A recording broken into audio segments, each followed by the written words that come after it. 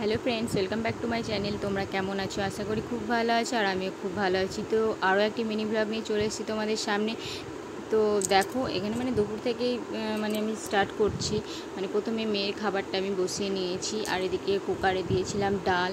তারপর দেখো, আমাদের গাছে না ওই ড্রাগনের ফুলগুলো ফুটেছিল, তাই আমি তোমাদের সাথে শেয়ার করলাম। 4-5টা ধরেছে এরকম। আর সমিতি থেকে দুধ নিয়ে আসে, তো তো সেটাই মেয়ের জন্য গরম করতে হবে, খাবে বলে। তো সেটা আমি দুধটা গরম করলাম। আর দুধ না বেশি গাঢ় করে দেওয়া যাবে না, বাচ্চা ছেলে তো, সেই জন্য তার জন্য একটু জল দিয়ে একটু পাতলা করি, তারপর খাওয়াই, তাহলে কোনো অসুবিধা হয় না। আর এদিকে না আমি কড়াইয়ে তেল দিয়ে করছি, আলু ভাজছি আর কি।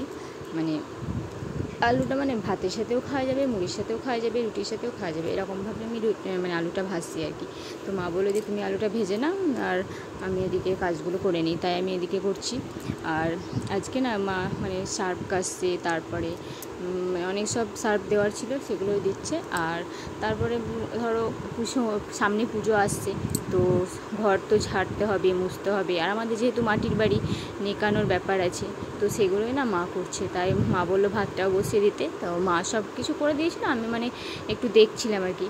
তো এদিকে এই দেখো, সব কিছু দিয়ে একটা ভাজা, আর এটা না আলু পেঁয়াজ দিয়েছি, এটা না ডিম ভাজা হবে, ডিমটা দিলে না ওর সাথে ভালো লাগে, তো সেটাই করব। আর এদিকে আলু গাজর এগুলো একসাথে ভাজা হবে মশলা দিয়ে।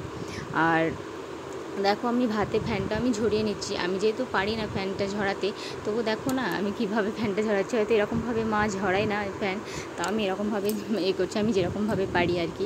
তো কেমন লাগলো আমার এই মিনি ব্লগটা অবশ্যই কমেন্ট করে জানিও।